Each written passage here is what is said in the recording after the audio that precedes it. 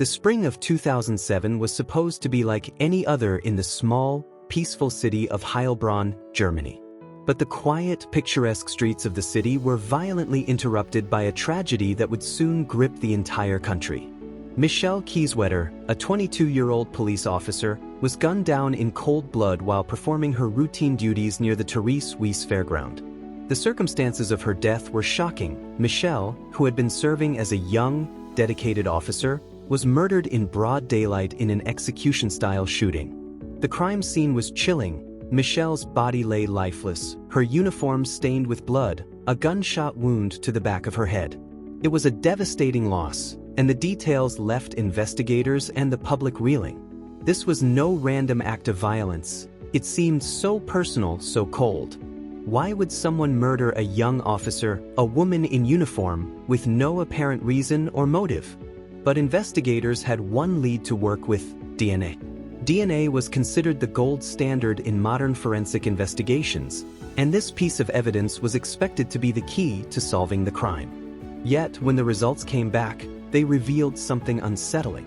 The DNA recovered from Michelle's body didn't match any criminal profiles in their database. But there was an anomaly. The DNA belonged to a woman. Who was she? Why was her DNA found at the scene of Michelle's murder? Was it possible that a woman had been involved in the killing, or was there something else going on? This discovery launched the investigation into uncharted waters. What began as a routine investigation quickly spiraled into one of the most bizarre and chilling mysteries in German criminal history. With every new clue that surfaced, a terrifying portrait of a shadowy figure began to form: the Phantom of Heilbronn. The case soon snowballed. Investigators discovered that the DNA found at Michelle's crime scene wasn't the only place it had appeared. The same DNA had been found at other crime scenes, stretching from Germany to Austria and even France. At first, it seemed like a coincidence: one murder, one crime scene. But the more they dug, the more the evidence began to link Michelle's murder to a series of 6 other unsolved murders, as well as a string of robberies and thefts throughout the country. Car dealerships in Frankfurt, schools in Berlin, and even a string of robberies that left authorities baffled. The same woman's DNA was at the heart of them all. But there was something even more unsettling. Despite the relentless pursuit of this elusive killer, no one could pinpoint who she was. The woman's DNA was everywhere, but her face was a complete mystery. As the case grew, so did the fear among the German public. Could there be a serial killer on the loose, hiding in plain sight, moving between borders with precision? Authorities had no idea. But they were certain of one thing: the Phantom of Heilbronn was real, and she was no ordinary killer. The hunt began. The German media, desperate for answers, fanned the flames of fear, pushing the Phantom into the spotlight. The nation was gripped by terror, and every potential lead seemed to point back to the same woman, a ghost-like figure who had no face, no identity, and seemed to strike at will. The police were left scrambling. Investigators worked tirelessly day and night, interviewing witnesses, collecting evidence, and following the trail of DNA that led them from Germany to Austria to France. A €300,000 reward was posted for information, and international law enforcement agencies offered assistance, but still, there were no answers. Time and time again, they were led down dead ends. No witnesses had ever seen a woman matching the descriptions of the suspect.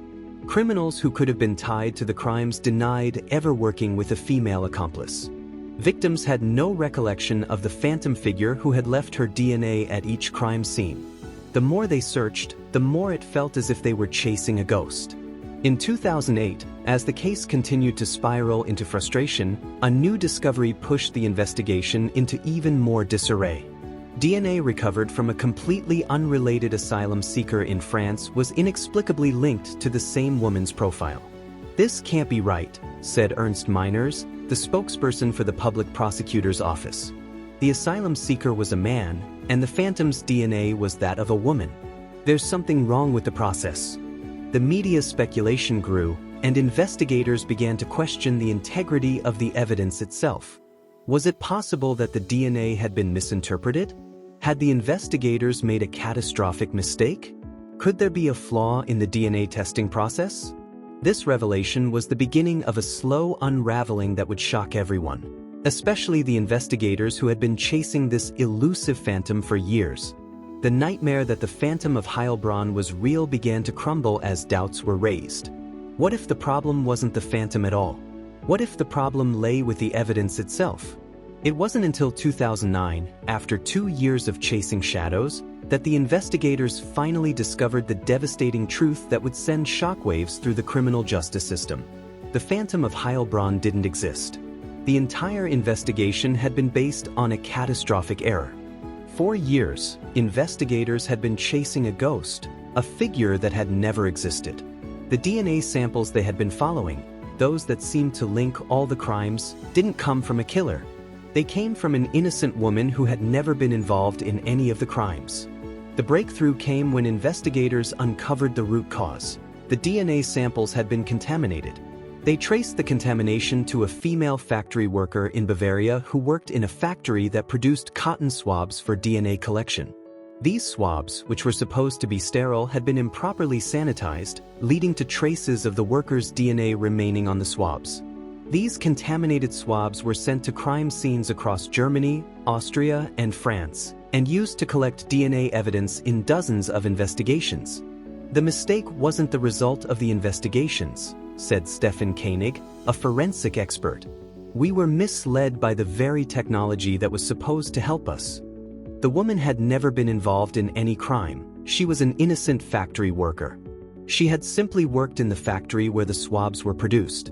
The contamination was subtle, but it was enough to create a phantom, an imaginary killer that the authorities had spent years chasing. They had been led astray by an oversight so small, yet so catastrophic.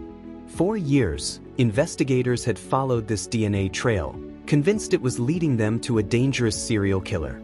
But instead, it had been leading them in the wrong direction. The Phantom of Heilbronn was never a killer at all, just a product of human error and flawed forensic practices. The aftermath of this revelation was nothing short of devastating. The German police had spent millions of euros, thousands of hours, and an immeasurable amount of effort on an investigation that had been based on a tragic mistake. The public outcry was immediate, and the embarrassment for the authorities was palpable. "We failed the public," said Ernst Meiners. "We failed to be vigilant with the very tools that are meant to protect us." The media backlash was swift and unforgiving. The police had been misled by contaminated evidence and had wasted an unimaginable amount of resources. What had started as a routine investigation into a murder had spiraled into a national scandal, with the Phantom of Heilbronn never being real. Public trust in the police was shattered. Citizens who had once relied on law enforcement to protect them now questioned the very system they had put their faith in. How had the police failed to catch the error? Why had they been so quick to jump to conclusions? "This mistake has cost us more than just time. It has cost us trust," said a spokesperson for the German police union. The scandal reached its peak when the female factory worker came forward, devastated by the realization that her DNA had been linked to a series of unsolved crimes she had never committed. Her life had been turned upside down. She had become, unwittingly, part of a tragic chain of events that had led to years of investigation and wasted resources. The truth was more complicated than anyone could have ever imagined. The case of the Phantom of Heilbronn was not a cautionary tale about the dangers of a dangerous criminal on the loose. It was a cautionary tale about the dangers of human error in the justice system. The case of the Phantom of Heilbronn will forever serve as a dark chapter in the history of forensic investigations. It is a reminder of how quickly justice can go astray when evidence is mishandled or misinterpreted. No matter how advanced the technology or how sophisticated the systems in place, human error remains an ever-present threat. The scandal also raised troubling questions about the reliability of modern forensic science. How many other cases have been tainted by human mistakes? How many ghosts have been created by the flaws in our systems? And how many lives have been affected by errors that went unnoticed? The Phantom of Heilbronn was a creation of mistakes, flawed technology, contaminated evidence, and human oversight. But it left behind a lasting legacy of trust lost, lessons learned, and a reminder that even the most terrifying monsters are sometimes the ones we create ourselves.